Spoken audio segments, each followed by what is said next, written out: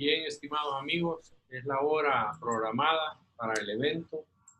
Bienvenidos todos de los diversos países que nos acompañan. Muchas gracias por su participación. Sabemos que hacen un esfuerzo todos por visitarnos a esta hora. Entendemos que muchos están en la hora del almuerzo y otros en horas de trabajo, pero bueno, qué bien que hicieron el tiempo para la conferencia de este día. Es un evento más, como ustedes saben, del Foro Iberoamericano de Contabilidad, auspiciado por la RIDUCA, que es la Red Iberoamericana de Docentes Universitarios de Contabilidad y Auditoría, y de REVENIF, que es la red virtual de estudio de las NIF.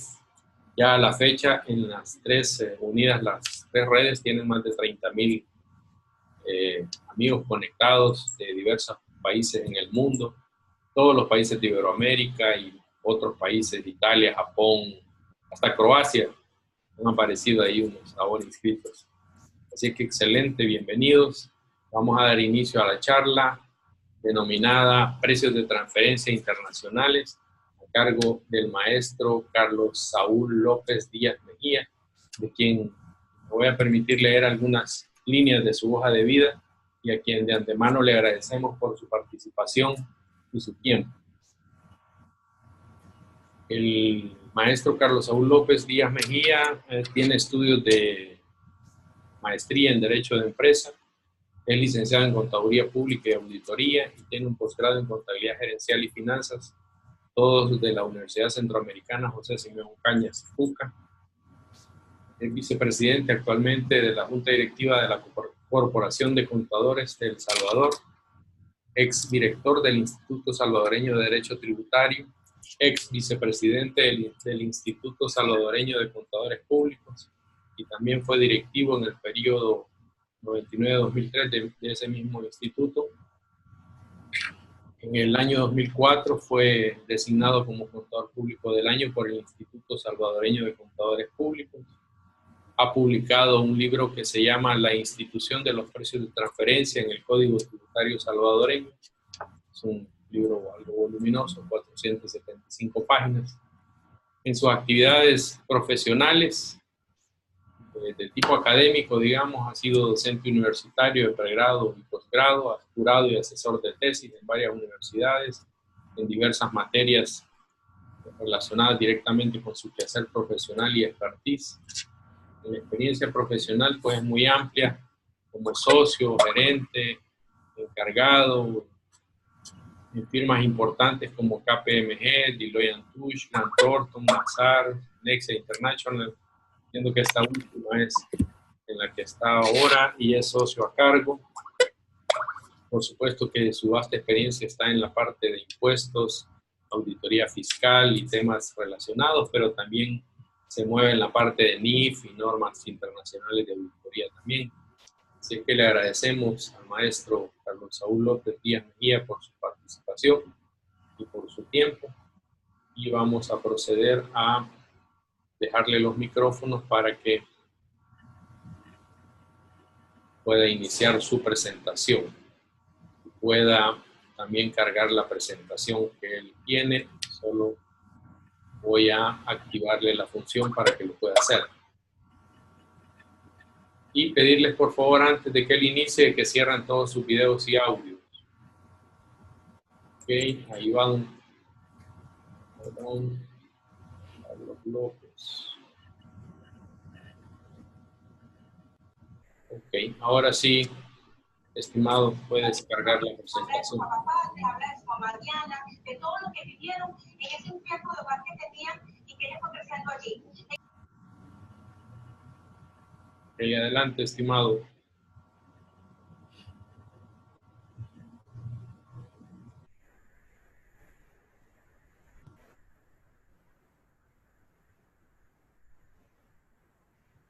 Debes activar tu micrófono.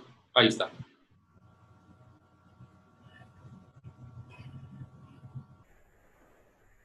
Lo tienes inactivo el micrófono, debes dar un clic para que se active.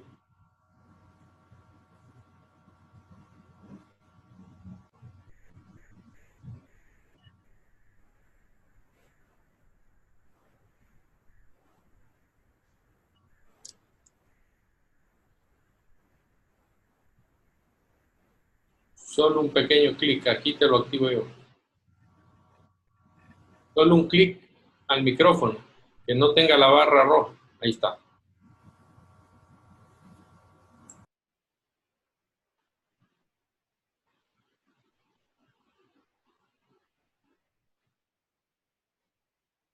Se vuelve a inactivar el micrófono. Tienes que activar el micrófono.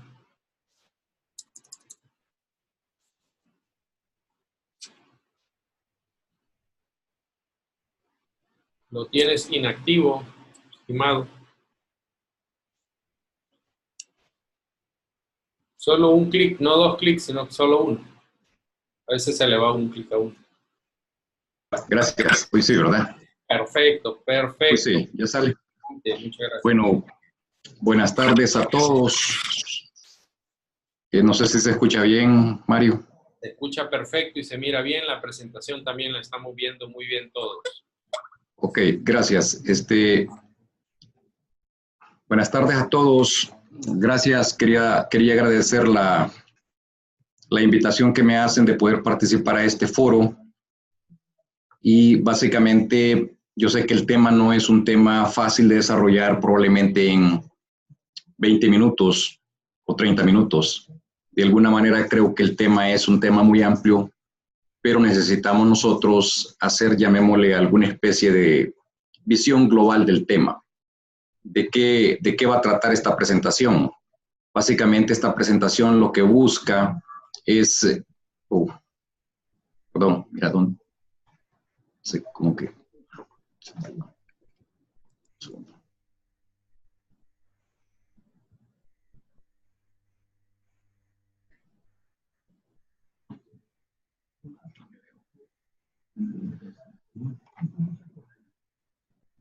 Ok, perdón, creo que hay algún problema técnico de señal. Disculpen. ¿No, ¿se oye ahora? Bien, ¿Se oye?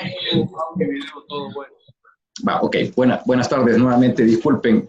Básicamente les decía de que el tema de precios de transferencia es un tema que de alguna manera despierta, llamémosle, una gran inquietud en lo que es la comunidad empresarial en general, la comunidad de profesionales que son los que muchas veces ejercemos este tipo de actividades como es prestar de servicios de precios de transferencia.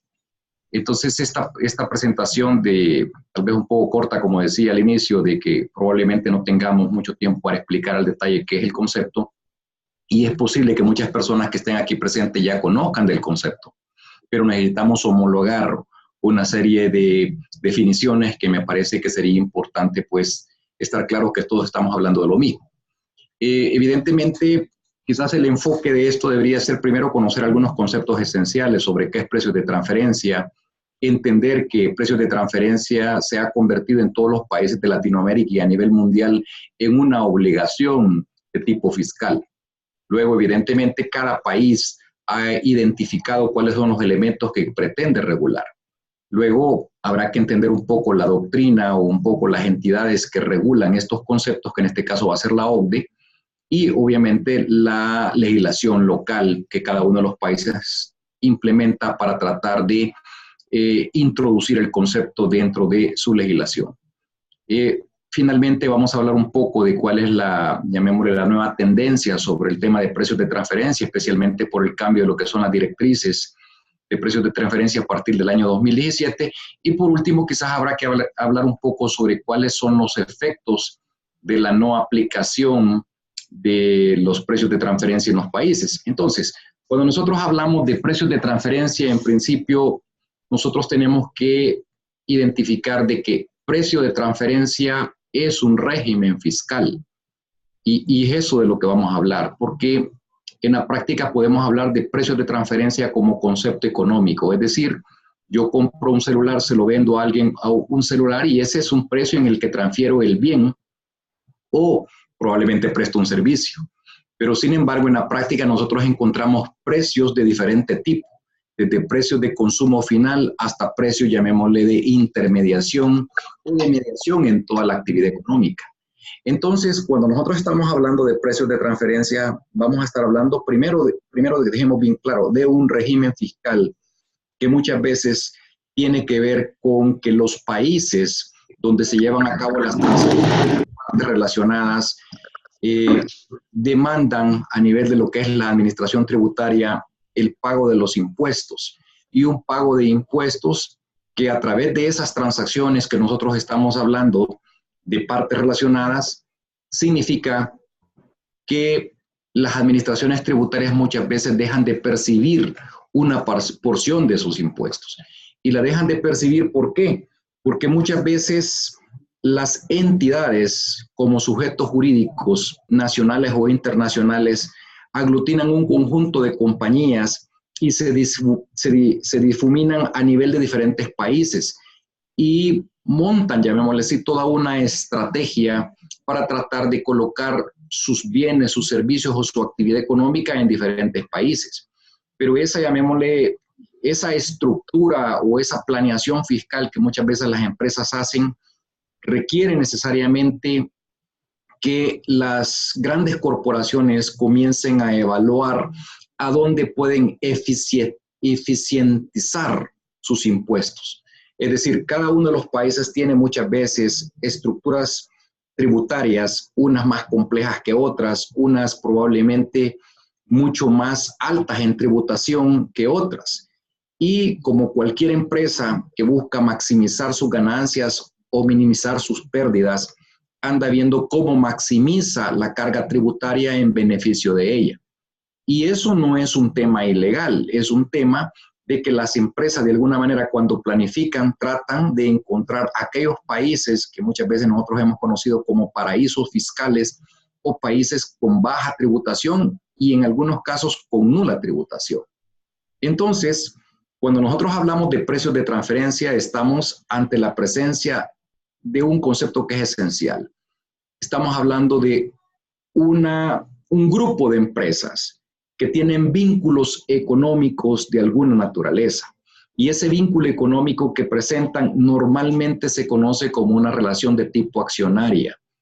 Y la relación de tipo accionaria puede tener dos características principales. Una de ellas es que exista una influencia significativa sobre las decisiones de esa compañía y otra es que efectivamente tengan el verdadero control. Cuando estamos ante esos conceptos, significa que las transacciones económicas que se puedan llevar a cabo en un mercado abierto de libre competencia, siempre se presume que son a precios de mercado. Porque cuando yo tengo una transacción económica con un tercero cualquiera, pues obviamente tenemos intereses opuestos. Él va a tratar de maximizar su ganancia y yo voy a tratar de minimizar sus costos. En sentido inverso, yo voy a tratar de sacar el máximo beneficio de esa transacción y él, por supuesto, tratar de sacar las máximas ganancias posibles de la transacción que tiene conmigo. Pero esa situación pudiera no darse en una situación de partes relacionadas. Y cuando digo pudiera no darse, y ese es justamente el supuesto que está detrás de todo esto, es que cuando estamos hablando entre partes relacionadas, se presume que las transacciones pudieran no estar a precios de mercado. Y cuando esa situación pudiera no estar a precio de mercado, se supone que las empresas están en la obligación entonces de demostrar que efectivamente esas transacciones están a precios de mercado y la única forma de demostrarlo es entonces entrar en el famoso estudio de precios de transferencia. Pero como decía al inicio, este es un régimen. ¿Un régimen por qué? Porque son los estados, las administraciones tributarias, los ministerios de Hacienda, los que están interesados en asegurar que lo que las compañías tributan en su país corresponda al valor justo de los impuestos que debieron haber pagado si las transacciones económicas se hubieran llevado a precios de mercado. De tal forma entonces que en el análisis de mercado nosotros vamos a distinguir entonces dos grandes grupos de empresas. Los que no tienen nada que ver con mi compañía y aquellos que pudieran estar vinculados económicamente a través de una relación accionaria o de otra naturaleza, y que en este segundo caso esas transacciones económicas pudieran tener algún impacto importante en la tributación. Es decir, cuando las compañías dentro de la organización tienen una influencia importante o tienen el control, estas compañías entonces pudieran manipular los precios de las transacciones económicas. De las transacciones económicas que realizan entre sus partes relacionadas. Y por eso yo al inicio hacía una distinción bien clara entre que no estamos hablando de precios de consumo final. Yo no voy a poner frente, para hacer un análisis de precios de transferencia, no voy a poner, por ejemplo, 3 frituras enfrente. Voy a comparar, esta vale 5 centavos, la otra 6 y la otra 7 centavos. No estoy hablando de eso. Estamos hablando de que precios de transferencia se refiere a aquellas grandes transacciones económicas que se llevan a cabo entre partes relacionadas. Muchas veces hay compañías que operan en determinado país que compran toda la producción de su parte relacionada para distribuirla en el mercado local. Pero en esa transacción económica entre su parte relacionada, es decir, su matriz o su subsidiaria, donde yo le compro toda la producción o todo lo que distribuye, esa transacción pudiera estar sesgada.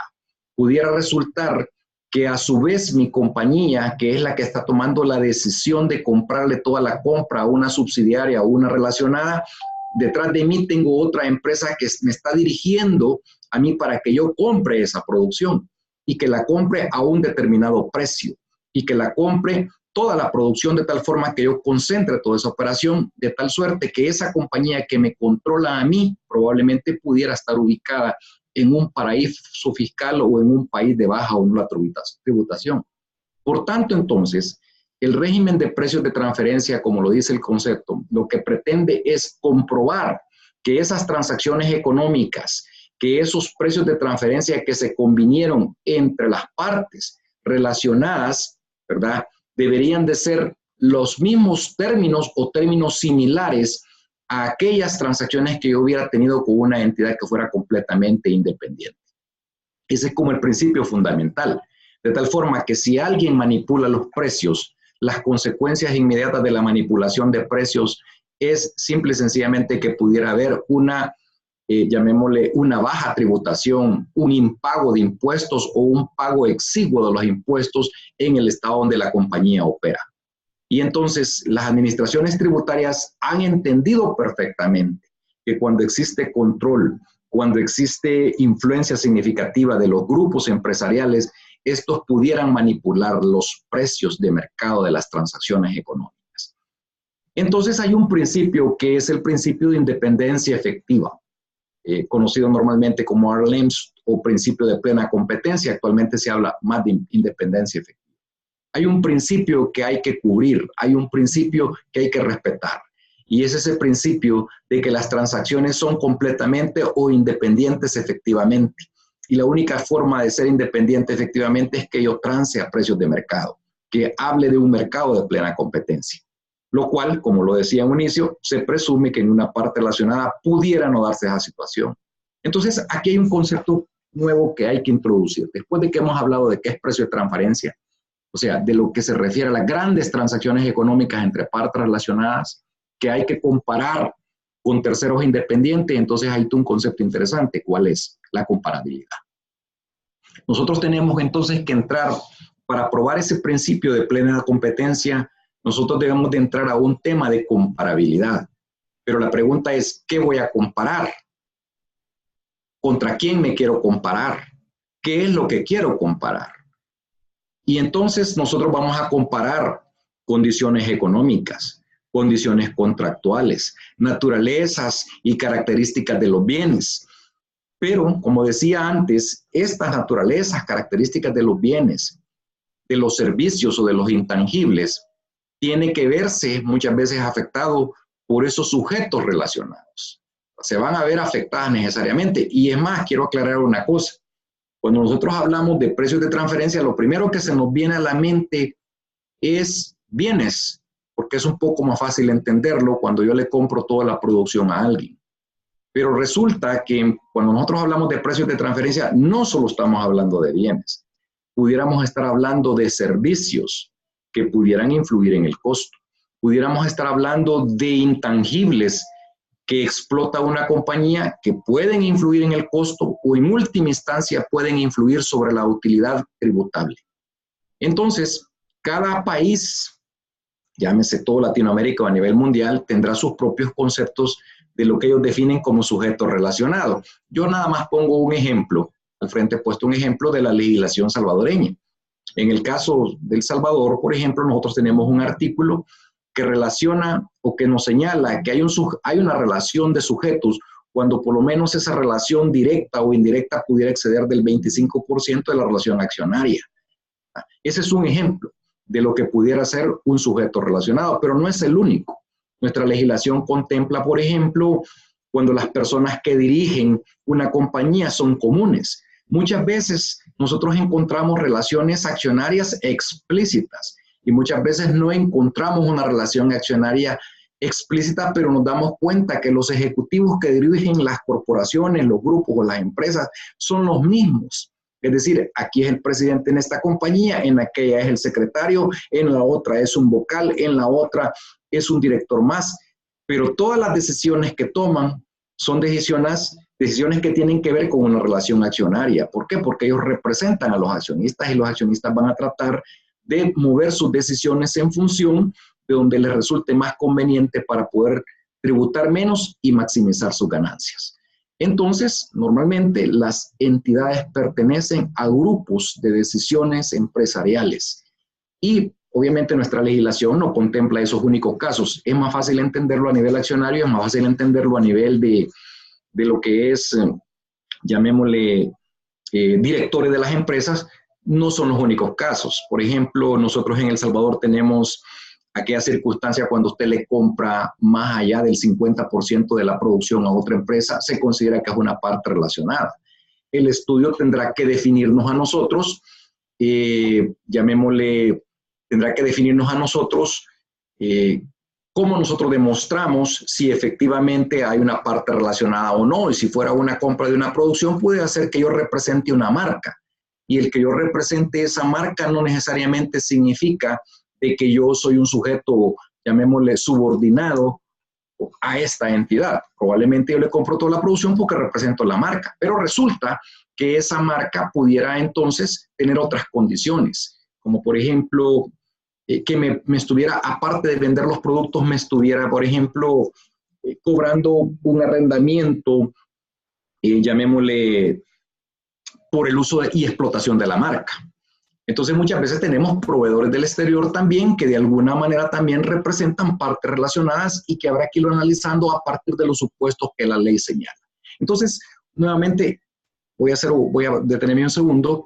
El tema de precios de transferencia es un tema de tipo económico, es un tema de tipo jurídico tributario, ¿verdad?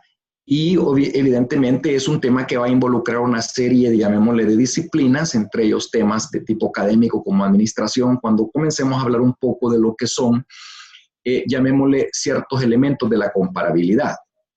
Como yo decía hace un momento, detrás del tema de precios de transferencia tenemos nosotros un concepto que es la comparabilidad. La comparabilidad significa que yo puedo, llamémosle, vincularme a otra empresa u otra empresa se puede vincular a la mía para que yo me compare. ¿En qué? En las transacciones económicas que llevo a cabo. Y por eso hay 5 elementos esenciales de la comparabilidad: naturaleza y características de los bienes o servicios o intangibles que estén de por medio de una transacción económica. Vamos a hacer un análisis de las funciones esenciales que cada una de las empresas que participan en estas transacciones económicas, llamémosle, ejecutan. Vamos a hablar de términos contractuales, vamos a hablar de ciertas circunstancias económicas y vamos a hablar también de algunas estrategias de negocio. Comencemos tal vez muy rápidamente con el primero. Cuando nosotros decimos de características de las operaciones efectuadas, la naturaleza y características de esos bienes, ahí aparece a manera de ejemplo una serie de botellas de vino. Pero ustedes saben que en el vino, ¿de qué estamos hablando? Estamos hablando de una cepa, estamos hablando de una denominación de origen, estamos hablando probablemente de algunas características de esa cepa, o sea, un Cabernet Sauvignon, un Merlot. Pudiéramos estar hablando nosotros de un Tempranillo, de una Garnacha, de un, llamémosle, de otros diferentes tipos de uvas, Carmenere, etc. La denominación de origen, si corresponde a una Rioja, si corresponde probablemente al Valle de Maipo, etcétera, etcétera. Y de ahí vamos a hablar probablemente de la cosecha 2015, 2016, 2018, 2010, etcétera. Y entonces cuando nosotros estamos ante la presencia, la botella de vino, para ponerla de esa manera, 750 mililitros, pareciera ser que es un vino, pero yo no me podría comparar si estuviera distribuyendo un vino, llamémosle de baja categoría, lo voy a llamar así, y no pretendo menospreciar a nadie, un vino que cuesta probablemente $10, $12, a que estuviera hablando de un Opus One, que estamos hablando de que en el mercado cuesta $200, $300. Si mi empresa, por ejemplo, distribuyera vino, es importante que yo me compare con empresas y por los tipos de vino de los que esté hablando. Entonces, la naturaleza y característica del bien es esencial para hablar de la comparabilidad. Cuando nosotros hablamos también el segundo punto de funciones esenciales de una entidad, es importante que nosotros entendamos que esas grandes corporaciones, esas grandes organizaciones establecen funciones. Hay una entidad, por decir algo, en China, que es la que se dedica a la actividad fabril. Hay una entidad probablemente en Estados Unidos que es la que se encarga probablemente de la actividad de distribución. Pero por otro lado, probablemente por decir algo, en Japón hay una entidad que se encarga de la producción de la materia prima. Pero por otro lado va a haber una compañía, digamos, en Sudamérica que se encarga del desarrollo de todo lo que es la imagen corporativa de la entidad. Y va a haber otra entidad, probablemente en Europa, que se está dedicando a la actividad de investigación y desarrollo de todos los nuevos productos que se van a hacer. Entonces, ahí nosotros hablamos de un análisis funcional. Hay alguien que se hace cargo de la importación, otro a cargo de la distribución, otro probablemente el transporte, etcétera, etcétera. Cuando nosotros vemos las grandes corporaciones normalmente se integran o de manera vertical o horizontal y distribuyen las funciones. Y muchas veces nosotros nos damos cuenta que hay una compañía que es la que siempre pierde. Hay otra compañía que es la que más gana, pero probablemente esa compañía que más gana es la que está probablemente asociada a un país donde hay baja o no la tributación. Entonces, esa estructura de las compañías es importante entenderlo porque dependiendo de las funciones de los activos que invierte, así tomará los riesgos. A mayor riesgo se espera mayores beneficios. Por otro lado, encontramos un tercer elemento de comparabilidad. ¿Cuál es? Los términos contractuales. Los términos contractuales son importantes. ¿Por qué? Porque muchas veces nosotros cuando hablamos de términos contractuales nos estamos imaginando un contrato y no necesariamente. A veces las compañías pueden pactar, para poner este ejemplo, que si usted le compra el 40% de la producción va a ser tal precio. O un término contractual podría ser un FOB, un CIF, o sea, usar los Incoterms puede ser un tema relevante en materia de precios de transferencia de bienes. Si nosotros estamos hablando de un CIF puesto en puerto del país de destino o un CIF puesto probablemente en otro puerto, el costo de transporte y lo demás hace que los precios de las transacciones pudieran cambiar. Hablamos también de ciertas circunstancias económicas. Muchas veces tenemos países donde tienen, por ejemplo, moneda que se devalúa.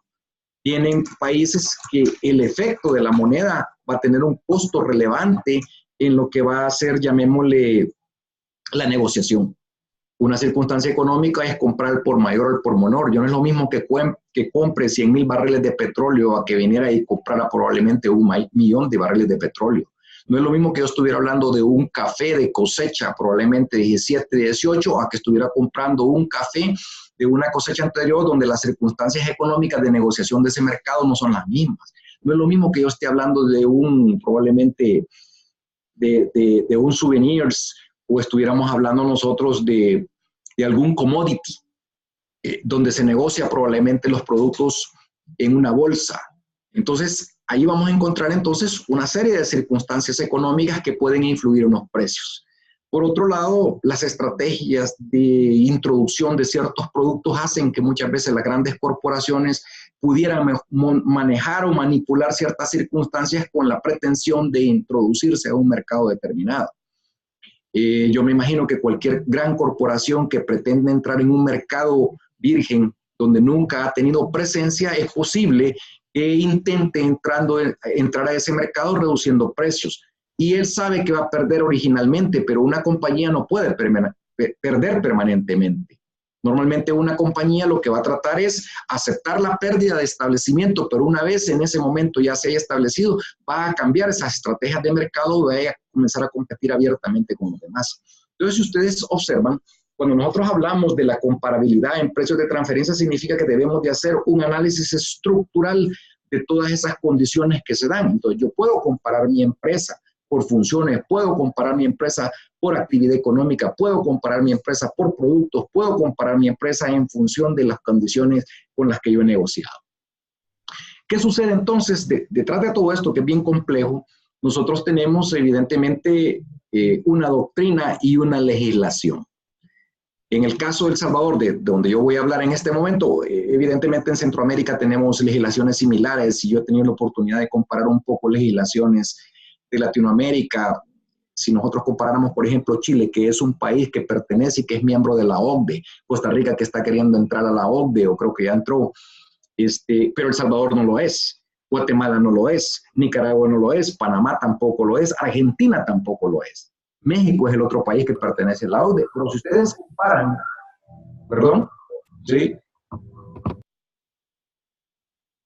Ok.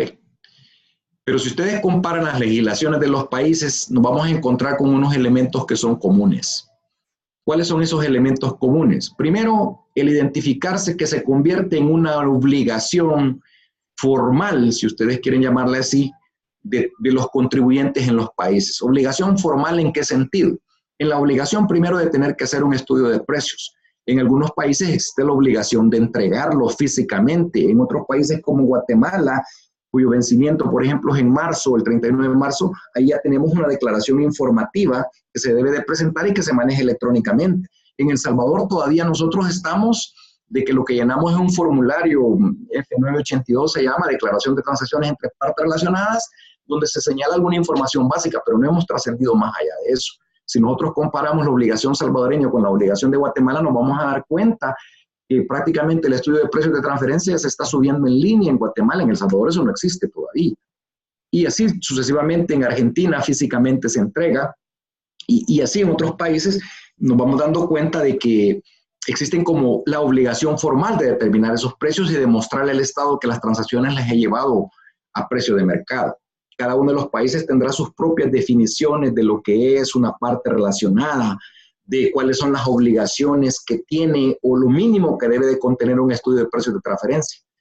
Y por otro lado, cuál es el papel que juega la administración tributaria respecto a los estudios de precios de transferencia. A manera de ejemplo, en El Salvador hay toda una unidad que se supone que recopila todos los estudios de precios de transferencia cuando lo hace por requerimiento de un proceso de fiscalización.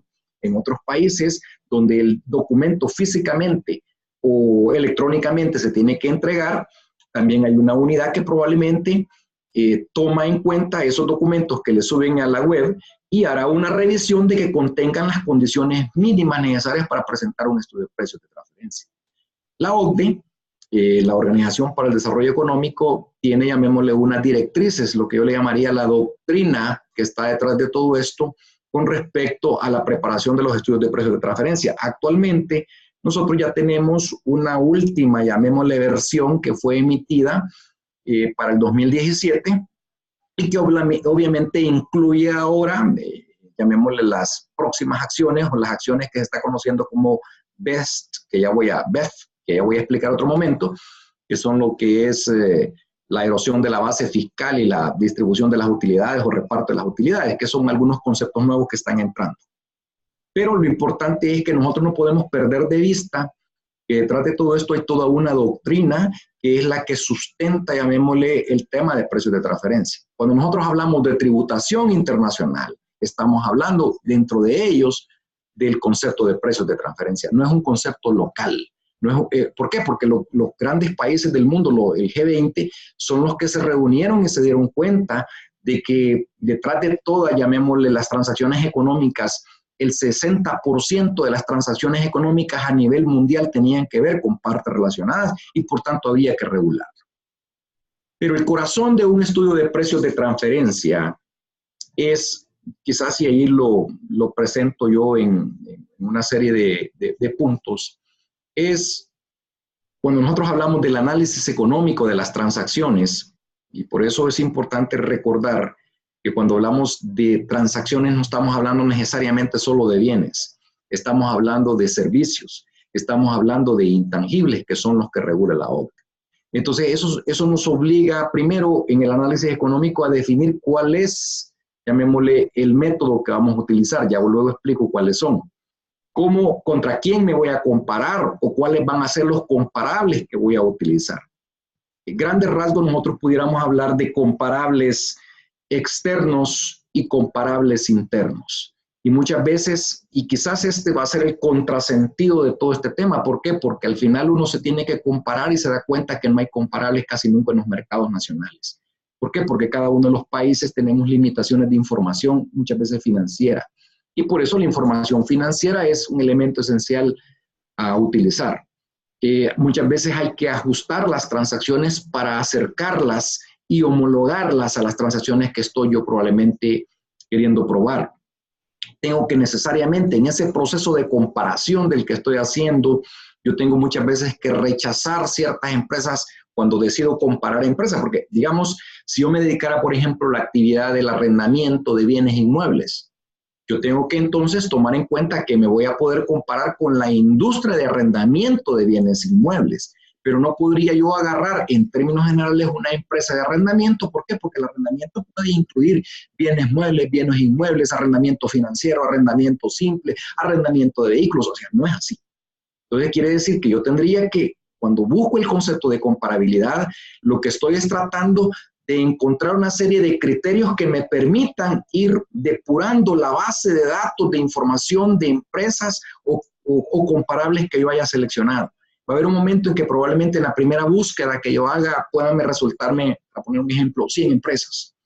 Pero en un momento determinado, después de identificar todos y cada uno de las empresas que en primera instancia, cuando yo le puse arrendamiento de bienes muebles, pues entonces ahí van a aparecer bienes muebles de todo tipo, desde línea blanca hasta electrodomésticos, desde equipos de computación hasta computadoras, etcétera, etcétera. Entonces, quiere decir que, pero si mi empresa tiene una actividad especializada, voy a tener que comenzar entonces a buscar una empresa que más se acerque, y entonces voy a entrar en el criterio de rechazo de comparables. Ciertos criterios, por ejemplo, yo no podría comparar, si estoy comparando información financiera, para ponerlo en este caso, yo no podría comparar una compañía que sea rentable de una que no lo sea. Es decir, si mi compañía tiene utilidades y tiene un margen de rentabilidad, me voy a comparar con empresas que tienen margen de utilidad. No voy a compararme con una empresa que no lo tenga, cuyo margen sea negativo. Evidentemente, el estudio de precios de transferencia requiere que yo haga una descripción de todos y cada uno de los negocios con los que me estoy comparando. Y además, eso es lo más importante, y creo que va a ser el problema que todos los países latinoamericanos tenemos, es que yo necesito señalar cuál es la fuente de información utilizada. Normalmente, al menos en mi experiencia, yo hago muchos estudios de precios a nivel de Centroamérica principalmente. Nos topamos con un tema. ¿Cuál es? El tema de que ninguno de los países tiene bases de datos de las industrias que operan en su país. Normalmente lo que las empresas hacen cuando no tienen comparables internos, si ustedes se recuerdan al inicio yo hablaba de la identificación de comparables. ¿Qué tipo de comparables estamos hablando? ¿Internos o externos? Cuando tengo comparable interno, ¿qué significa? Que yo tengo la información dentro de mi organización y puedo comenzar a buscar esa información dentro de mi misma organización. Un ejemplo bien sencillo. Le vendo a partes relacionadas, pero le vendo a partes no relacionadas. Y productos similares, servicios similares, etc. Entonces ahí tengo, y en condiciones similares, estoy hablando de cantidades, volúmenes, etc. Entonces ahí yo tengo un comparable interno. Pero cuando yo no lo tengo, porque resulta que, por ejemplo, yo tengo un producto único que solo le vendo a terceros, o que solo le vendo a mis partes relacionadas y necesito hacer esa comparabilidad, voy a tener que recurrir a una fuente de información externa para buscar las empresas comparables. Normalmente lo que está pasando en el mercado es, a falta de que los países no tienen bases de datos de información, se recurre a fuentes externas. Y aquí donde nosotros encontramos básicamente Standard & Poor's, para poner un ejemplo, encontramos probablemente Osiris, que son otras bases de datos, etcétera, etcétera, etcétera. Y esas bases de datos nos van a servir a nosotros como fuentes de información para comparar, porque ¿qué es lo que comparamos? Pudiéramos comparar, fíjense bien, según el método, desde precios hasta márgenes, desde márgenes brutos hasta márgenes netos, dependiendo del método. Y entonces, y aquí es donde vamos a entrar al tema central del análisis económico. Precio de mercado o estudio de precios de transferencia, si le quieren llamar así, o el precio de mercado más precisamente, no es una ciencia exacta. No es una ciencia exacta. ¿Por qué? Porque nosotros en el mercado nos vamos a encontrar con una cantidad importante de precios. Precios al por mayor, precios al por menor, precios, llamemos bajo condiciones de Incoterms diferentes, etc. Entonces lo que nosotros tenemos es un rango de precios. Lo que nosotros tenemos es una cantidad importante de empresas que fijan precios en el mercado según las circunstancias o condiciones que ellos deciden poner. Entonces, las legislaciones muchas veces son muy restringidas y pretenden que el precio de mercado sea un precio promedio. Eso no es posible. El precio de mercado tiene que ser un rango. La OCDE muy sabiamente plantea que hay que utilizar medidas de tendencia central, que debemos de utilizar medidas estadísticas. Y por eso se habla entonces de buscar una mediana. Y por eso se habla de buscar una mediana, no una moda, no un promedio. Hablamos de una mediana que es el centro de los datos. Y el precio, entonces, el precio de mercado se define en función de un rango de mercado, de un rango intercuartil, y no se define como un punto único. ¿Por qué? Porque el mercado se comporta de diferente manera. No es lo mismo comprar en época de invierno, no es lo mismo comprar en época seca, no es lo mismo comprar en aquellos mercados donde el comportamiento es cíclico. Si no, veamos el precio del petróleo. Una situación probablemente de especulación de algún presidente o lo demás hace que un precio del petróleo pudiera dispararse, o de un commodity. Quiere decir que en esa circunstancia que se dio, ese fue el precio que imperó. Imaginémonos, estuviéramos hablando de una empresa de fertilizantes donde se compran los fertilizantes en un mercado mundial. Nosotros vamos a ver cómo se está comportando el petróleo porque tiene que ver con eso.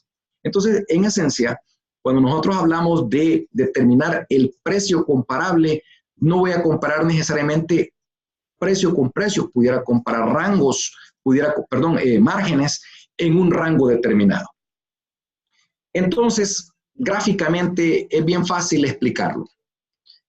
Nosotros pudiéramos tener, por ejemplo, empresas que se han domiciliado en diferentes países, como aparece en ese cuadro, en diferentes países donde hay una tasa corporativa de impuestos. Si ustedes observan, el país A tiene 30%, el país B tiene 15%, el país C tiene 25%. De tal forma que cada una de las empresas tributa en función de esa tasa corporativa. Donde nos vamos a ubicar básicamente es en el tema de ventas. Una vende en 1.500, que para la otra compañía es el costo, la otra vende en 2.000, que para la otra es el costo, y termina vendiendo 2.500. En términos globales, el grupo, llamémosle, o en términos globales, las empresas terminarían tributando 350.000 unidades, o 350 unidades, o 350 millones, ¿qué importa? Pero cuando estamos hablando de precios de transferencia, significa que muchas veces, como decía al inicio, las empresas hacen un análisis de todas y cada una de las tasas a nivel mundial, y las empresas se establecen a donde puedan maximizar sus ganancias. En otras palabras, se van a establecer en aquellos países donde probablemente puedan pagar menos. Y por eso nosotros encontramos de que, comparando el primer ejemplo con el segundo ejemplo, si ustedes observan en el primer ejemplo, nosotros decíamos la compañía A vendió en 1.500, pero la tasa corporativa es del 30%. En el segundo ejemplo, la compañía vende en 1.300, ¿verdad? Entonces el margen de ganancia que tiene la compañía B es mucho mayor, y al tener una tasa corporativa mucho más baja, significa que el nivel de tributación que va a ser inferior. Entonces, en términos globales, el grupo de empresas que tuvo el control sobre los precios logró entonces tributar menos a nivel mundial o a nivel de los países donde él se ubicó. Ustedes observan, en el cuadro anterior nosotros hablábamos de 350 millones de unidades, si ustedes quieren. En este caso, a nivel global, la compañía terminó tributando menos. Eso es exactamente lo que los gobiernos de cada uno de los países reclaman. Y por eso dicen, señores, apliquen el principio de precio de independencia efectiva y pruébenme que las transacciones económicas se llevaron a cabo a precios de mercado. Y de esa manera, el estudio del precio de transferencia debe de reflejar si la compañía o no actuó como un independiente. Porque no olvidemos que el independiente tiene intereses opuestos. Las partes relacionadas tienen intereses comunes. Y entonces, cuando nosotros estamos ante la disyuntiva o interés común e interés opuesto, es importante mejor aclararlo a la administración tributaria de que hemos aplicado precios de mercado.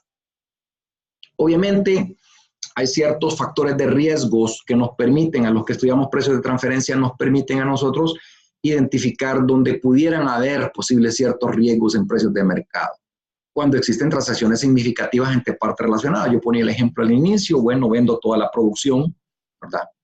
Transferencias de intangibles. Si ustedes observan, no necesariamente estamos hablando de precios de productos. Hay compañías que cobran, por ejemplo, para poner un ejemplo, 20% de las ventas por regalías. Esa es una forma de transferir precios, esa es una forma de minimizar las utilidades en una compañía y se cobran entre partes relacionadas. Reestructuraciones de negocios que permiten probablemente movilizar activos, minimizar riesgos, pagos diversos. Hay compañías que cobran tasas de interés superiores a precios de mercado, o hay compañías inclusive que no cobran, y eso también es un efecto sobre los precios de mercado. ¿Por qué? Porque nadie va a prestar en el mercado financiero dinero sin esperar un interés. Hay compañías que contratan seguros a nivel mundial y le transfieren esa parte con un margen de ganancia. Hay asistencias técnicas, como su back office, compañías que le dan servicios de todo tipo, desde importación, desde contabilidad, desde manejo de las finanzas, desde control de clientes, etcétera, etcétera. Reembolsos de gastos. Y así entonces nosotros vamos a encontrar un montón de factores que nos pueden dar a nosotros una idea de qué son transacciones que hay que estudiar. Y especialmente las vamos a estudiar cuando estemos hablando o nos demos cuenta que quien hace esas transacciones tiene una relación directa o indirecta sobre las compañías con las cuales opera. Entonces, hablamos entonces de cierta metodología que la OCDE nos sugiere. ¿Cuál es esa metodología? Bueno, aplicar métodos de determinación de los precios de transferencia.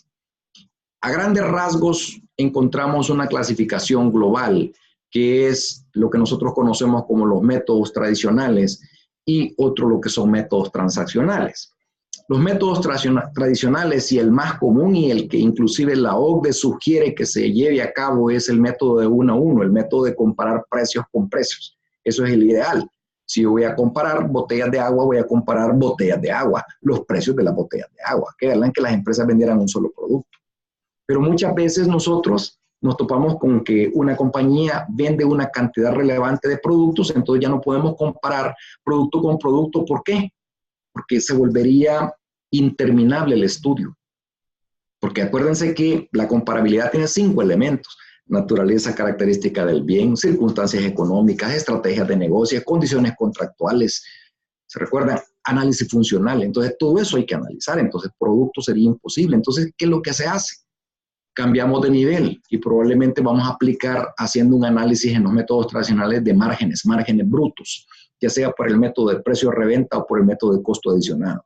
Y por último, cuando existen limitaciones a la información o limitaciones y no se puede inclusive probar por cualquiera de los métodos tradicionales, que son los que sugiere la OCDE, nosotros buscamos otros métodos y dentro de estos otros métodos tenemos probar márgenes netos, ¿verdad? El margen neto más fácil de probar es la utilidad neta, que nosotros llamamos, utilidad operativa, pero no puede ser lo único. Pudiéramos probar por una serie de ratios. Pudiéramos hablar nosotros de un ROE, o sea, retorno al equity o al patrimonio, un ROA, retorno a los activos, etcétera, etcétera. Y entonces pudiéramos nosotros, una industria, analizarla desde esa perspectiva y llegar a la conclusión que el nivel de rentabilidad que una empresa tiene dentro de la industria está dentro del precio de mercado. Hay otros métodos especiales que son muy característicos del tema de la partición de las utilidades, cuando muchas veces influye el intangible o no. Esos son los métodos que sugiere la OCDE. Si ustedes analizan sus legislaciones propias, porque entiendo que vemos varios países de Latinoamérica, se van a dar cuenta que las administraciones tributarias también han creado sus propios métodos, ¿verdad? Por ejemplo, precio de aduana le llaman, etc. ¿Qué es lo nuevo? ¿Qué viene ahorita o qué es lo que está incorporado en la nueva directriz de precios de transferencia? Y es lo que nosotros conocemos como el Plan de Acción BEPS, que es ese tema de lo que se conoce como la erosión de la base fiscal. Es decir, ya los grandes países del mundo se han dado cuenta que las compañías erosionan la base fiscal, introduciéndole una serie de costos, gastos a las compañías con la pretensión de pagar menos impuestos. Entonces, nuevamente los países, los 20 más grandes países del mundo, se han sentado y se han dado cuenta que deben de establecer ciertas reglas a las cuales deben de sujetarse todas las multinacionales o todas las transnacionales. Y entre ellas está el tener que informar aspectos como, por ejemplo, la estrategia fiscal que tienen, las planeaciones fiscales que han hecho, ¿verdad? Hay quienes abusan de los tratados, hay quienes hacen cierta, llamémosle, evasión artificial por la forma como se establecen y cómo operan en los países. Y obviamente hay ciertas metodologías en ese BEPS de cómo se va a recolectar la información y se va a hacer aquel mecanismo, llamémosle, de hacer lo que se llama una comparación country by country, o sea, país con país. Se van a comenzar a comparar que lo que yo declaré aquí sí es cierto que es lo mismo que estoy declarando en otro país. O sea, no olviden que muchas veces las administraciones tributarias tienen un tipo de legislación, llamémosle, muy local, muy nacional. Es decir, lo que nosotros conocemos muchas veces como renta nacional, de tal forma que las administraciones tributarias difícilmente pueden trascender a la información en otro país, a no ser que exista un tratado. Pero si no existe un tratado de intercambio de información, el país se ve limitado, la administración tributaria se ve limitada a conocer la información que le dé el contribuyente que ya está fiscalizando. Entonces, en el caso de la Comunidad Europea, ellos se han dado cuenta que van a tener la oportunidad de recolectar y analizar información de los países que operan en toda la Comunidad Europea, y todas las administraciones tributarias van a poder tener la capacidad de accesar ciertos informes que las administraciones de los contribuyentes van a tener que presentar a las administraciones tributarias, y va a existir la posibilidad de reexaminar la documentación con el objetivo de determinar si esos precios de transferencia son precios de mercado. ¿Qué pasa si no se aplican los precios de mercado? ¿Qué consecuencias trae? Quizás con eso yo terminaría mi presentación. Me he tomado más del tiempo, quizás del que debía. Pero como lo dije al inicio, es un tema que no se puede agotar en 15 minutos. Pero cuando no existe una planificación adecuada o una aplicación adecuada de los precios de transferencia, muchas veces existen dobles tributaciones. ¿Por qué? Porque termina pagando en el país donde la administración tributaria le complementa el impuesto, y aunque la gran corporación diga, es que estos ingresos yo los declaré en el otro país, es posible que la otra administración tributaria le diga, bueno, pagaste mal, vas a tener que pagar en tu país y vas a tener que pagar en el mío. Entonces pueden existir pagos indebidos de impuestos por inaplicación o aplicación inadecuada sobre lo que es, llamémosle, una inadecuada tributación. Obviamente hay otras consideraciones, como decía, el tema de impuestos complementarios, ajustes, multas, intereses, multas accesorias por declaraciones incompletas, pérdida de beneficios fiscales, si fuera el caso. Las administraciones tributarias muchas veces objetan la realidad material de ciertos gastos. Por ejemplo, cuando las compañías transfieren intangibles, y usted cómo me prueba a mí que efectivamente usted está beneficiándose de ese intangible. Entonces las administraciones tributarias muchas veces objetan costos, gastos que le ha trasladado su casa matriz o su parte relacionada. Al final, después de todo ese proceso de fiscalización y de complemento de impuestos, ¿qué resulta? Un proceso litigioso. Un proceso litigioso que representa desgastes, pagos de honorarios a abogados, pleitos que no generan muchas veces que generan insolvencia en los contribuyentes y que les generan problemas. Y obviamente, por lo menos en el caso de El Salvador, que existe, por ejemplo, el dictamen fiscal, que es obligatorio, los auditores nos vemos en la obligación de tener que generar salvedades y declarar de manera expresa que el contribuyente ha realizado transacciones entre partes relacionadas que no se encuentran en precios de mercado. Y obviamente ustedes entenderán que todo este ir y venir con la administración tributaria representa un costo. Bueno, creo que es posible que haya mucho más que discutir, es posible que haya mucho más que clarificar, y el tema no termina. Sobre el tema de las 13 acciones de BEPS,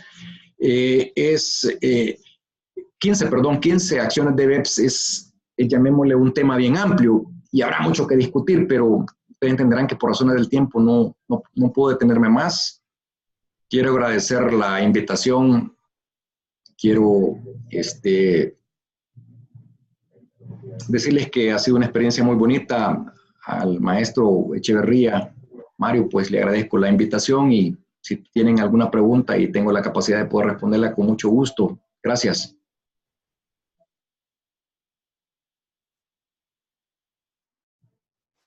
Muchas gracias a ti, estimado Carlos Saúl López Díaz Mejía, por tu excelente participación, tu conferencia bien documentada y elocuente, como siempre. Muchas gracias. Pusimos ahí por escrito en el chat un aviso para que formulen sus preguntas, las escriban por el chat. Y pues, si tú gustas, les vas dando lectura y vas contestando las que... Sí, ahorita quiero ver dónde está el chat. Un segundo, por favor. Solo en la parte de abajo están los comandos, chat. Ahorita. Gracias. Un segundo. Si gustas, también puedes suspender Sí, ahorita. la presentación para que no te... Ahí, ¿verdad? Ok. Aquí estoy ya en el chat si alguien tiene alguna pregunta y si puedo responderla con mucho gusto. Sí, también pueden hacerla en la cuenta de Twitter nuestro, de Revenif, y con la etiqueta, está ahí escrita, FICONTA, símbolo de número FICONTA. Y ahí le vamos a dar lectura. Ahí tienes unas felicitaciones de España, Carlos. Muchas gracias. Gracias. De Paraguay, dice, tenemos de precio, etcétera. Bueno, ahí las puedes ir viendo tú. Quizás voy a irlas contestando con base en lo que voy leyendo. ¿Verdad? Primero dice, ¿existe régimen sancionatorio por no tener el estudio de precios de transferencia? En el caso de El Salvador, nosotros tenemos, llamémosle, una multa genérica. Desafortunadamente, el tema de precios de transferencia fue una reforma que se incorporó a nuestro código y quizá la administración tributaria no tuvo el tino o la habilidad de haber incorporado una sanción específica por no tener el estudio. Entonces eso caería en una especie de incumplimiento formal, pero que de alguna manera se va a tener que valorar y habrá que asignarle alguna especie de multa específica. De ahí hay otra pregunta. Déjeme ver.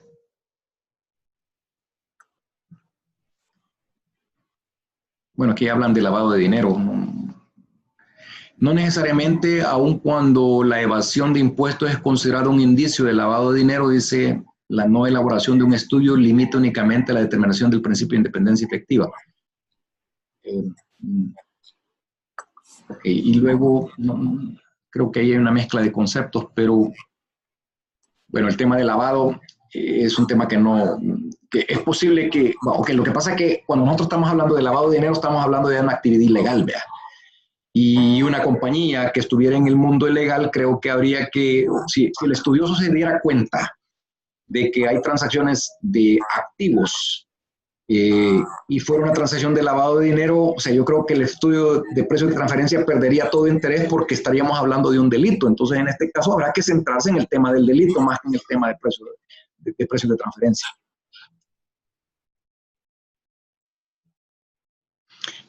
A su criterio, dice, si la empresa desarrolla un departamento preparado para la elaboración de su propio estudio, el fisco debería aceptarlo. Es que, vaya, ¿cómo enfocarlo? La verdad que el estudio de precios de transferencia no está prohibido para que lo pueda hacer su propia empresa, sí que lo puede hacer. Aquí habría que hacerse varias preguntas. Primero, si tiene la independencia para autoexaminarse y decir que efectivamente está aplicando precios de mercado, porque uno en la práctica se topa con los clientes, por ejemplo, de que no es que mis precios son de mercado, y esa es la expresión que muchas veces el contribuyente o nuestros clientes nos dicen, no, si yo estoy aplicando precios de mercado, pruébelo. Esa es la primera pregunta. Segundo, como explicaba hace un momento, el precio de transferencia es un tema que necesita muchas veces información externa. Necesita, llamémosle, bases de datos que deben de accesar. Y muchas veces las empresas no tienen ese acceso. Las personas que hacemos este tipo de estudios tenemos claridad de que vamos a pagar un software y vamos a encontrar la información en eso. Pero una empresa que solo haga su estudio de precios de transferencia para su compañía le puede resultar oneroso. Ahora, si estuviéramos hablando de que una compañía instala todo un departamento de procesos de transferencia, es porque va a estudiar todas las transacciones probablemente del grupo que está diseminado a nivel, llamémosle latinoamericano o regional, y ahí va a poder entonces él hacer los estudios de diferentes empresas, de sus compañías, pero entonces tiene que tener una base de datos porque estamos hablando que va a comparar transacciones económicas a nivel de una región determinada.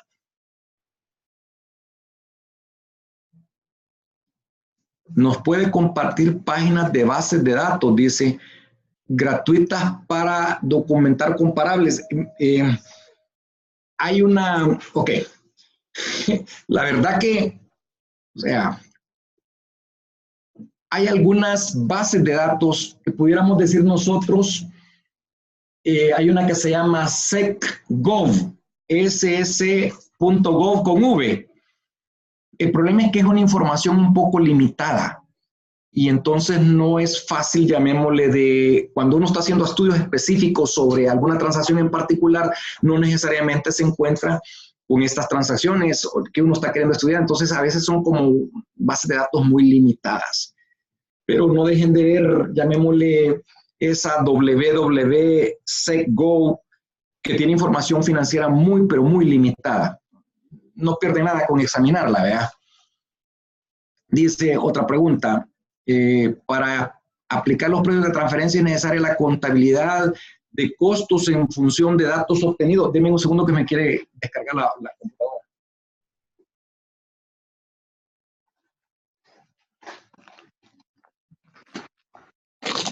Un segundo, perdón.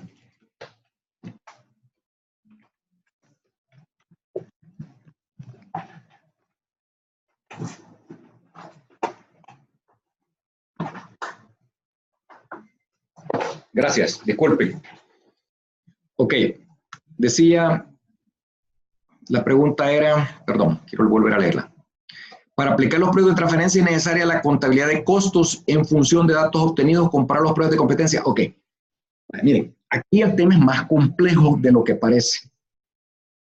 Puede haber una contabilidad de costos y evidentemente yo quisiera hacer una separación entre lo siguiente. Un estudio de precios de transferencia no es un examen de costos, no es fijación de precios, no es, llamémosle, precios de consumo final.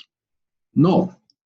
Estudio de precios de transferencia, como le explicaba al inicio, es un análisis integral de una serie de elementos de comparabilidad que necesitamos, llamémosle, vincular, y de esa manera llegar a la conclusión que es, llamémosle, un precio de plena competencia o de independencia efectiva. Los costos son importantes y funcionan, pero entonces entraríamos en otra discusión. ¿Cuál es? Bueno, tienen la misma base contable, por ejemplo. Entonces habría que, alguien puede estar, por ejemplo, llevando su base contable sobre la base de los principios mexicanos, que lo conoce como normas de información financiera mexicanos. Pero alguien pudiera estar llevando la determinación de los costos sobre la base de NIF. O alguien todavía podría estar aplicando, y lo puede hacer, y seguro que existe, sobre la base de los principios US GAAP, que se conoce. Pero alguien pudiera estar aplicando principios de contabilidad de Holanda. Porque si es bien cierto que lo que se pretende con el tema de la globalización de las normas es que todo el mundo aplique las NIF, pero alguien puede no aplicarlo. Entonces vamos a tener nosotros que interpretar primero cuál es la base, la base contable que se está utilizando, y si ese sistema de costos de los que ustedes están hablando está homologado en función de esas normas contables, y si está homologado, entonces es comparable. Información externa se refiere a información que es únicamente de base de datos. Normalmente sí, pero ¿qué pasaría si su país tuviera, por ejemplo, nosotros en El Salvador tenemos una cosa que se llama el registro de comercio? Y aquí hay una obligación legal que hace que las empresas vayamos a depositar los estados financieros auditados en el registro de comercio. El tema es que muchas veces no todas las empresas presentan ese estado financiero. Entonces yo puedo recurrir al registro de comercio y solicitarle una certificación de los estados financieros, pero vamos a topar con varios temas. La base contable, o sea, los principios de contabilidad aplicados, obviamente. A eso me estoy refiriendo. Luego nos vamos a topar con que el periodo contable puede ser diferente. Pudiera ser, aunque en El Salvador tenemos uno solo, pero hay empresas multinacionales que tienen periodos especiales. Pudiéramos también resultar que el fulano ha depositado no completamente el dictamen. Y además los dictámenes muchas veces no reflejan mucha información, solo si los hace con base a NIF. Y además, si yo le quisiera agregar, habemos contadores públicos que tenemos nuestro propio criterio y hay quienes revelan un montón de información y otros revelan menos y dicen estar con base a NIF. Así que hay que tomar en cuenta entonces que cuando hablamos de fuente externa, no necesariamente me refiero a una base de datos, me puedo referir a información pública. Por ejemplo, los sistemas, en el caso de El Salvador, por ejemplo, tenemos los bancos. En el caso de El Salvador, por ejemplo, todas las empresas reguladas publican los estados financieros. Ahí está un poco más fácil. ¿Pero por qué? Porque es una industria regulada que tiene la obligación legal de revelar información financiera. Otra cosa pudiéramos hablar.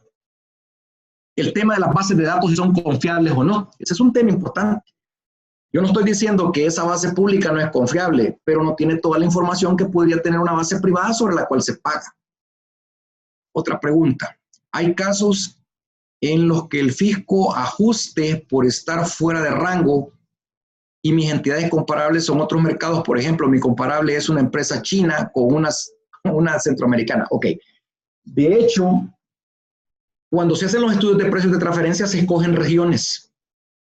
Y ya que usted menciona la región china, muchas veces los chinos tienen una cualidad bien particular, que no son empresas de alta rentabilidad, porque como el producto es tan en masa y llamémosle, es tan, ¿cómo le llamaría? Sí, creo que la palabra correcta, tan masivo, que los chinos se conforman con márgenes pequeños, pero les gusta el volumen. Entonces, cuando usted compara una empresa, por ejemplo, de confección, para hacer el caso, China, hindú, o una empresa de confección latinoamericana o centroamericana, para ser preciso, se va a dar cuenta que los márgenes son diferentes. ¿Por qué? Porque el tipo de industria tiene una dinámica en China que hace que los comparables resulten no ser comparables. Por eso es que cuando uno hace esa selección o esa búsqueda y después utiliza parámetros de descarte para sacar estas compañías, uno comienza a estratificar según las regiones.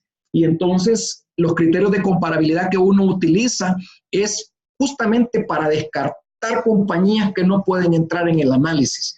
Ahora bien, no podría ser conveniente si yo opero en un mercado como centroamericano ir a compararme con una región china. Creo que habría que buscar una región que sea muy parecida a la mía. De ahí la misma pregunta decía si la administración podría ajustar. Sí, de hecho las administraciones tienen alguna metodología, a mi juicio, no muy sabia, pero ellos son recaudadores y eso no podemos desconocerla. ¿Qué sucede? Ellos normalmente ajustan a la mediana o al promedio, pero bajo el criterio de OCDE es el rango intercuartil. Entonces, mi criterio personal es que la administración tributaria debería de ajustar o al rango intercuartil inferior o superior. Pero ustedes entenderán que estamos hablando de la administración tributaria. Entonces, cuando hablamos de la administración tributaria, significa que ellos saben y conocen la fórmula y entienden perfectamente que si ajustan a la mediana, el monto de complemento de impuestos sería mucho mayor a ajustarlo al rango intercuartil inferior o superior. Además, y aquí voy a poner yo el pecado del consultor de precios de transferencia, que el consultor de precios de transferencia normalmente se puede ver tentado ¿a qué? Se puede ver tentado a querer hacer que su cliente llegue al rango inferior o superior, y ese es un error por una razón bien importante, porque nosotros en el estudio de precios de transferencia debemos de señalar cuál fue la base de datos, el año y el momento en que yo accesé a esa base de datos. Entonces hay que evitar caer en esa tentación de querer ajustar los datos del cliente a una realidad que no es la de él. Otra pregunta.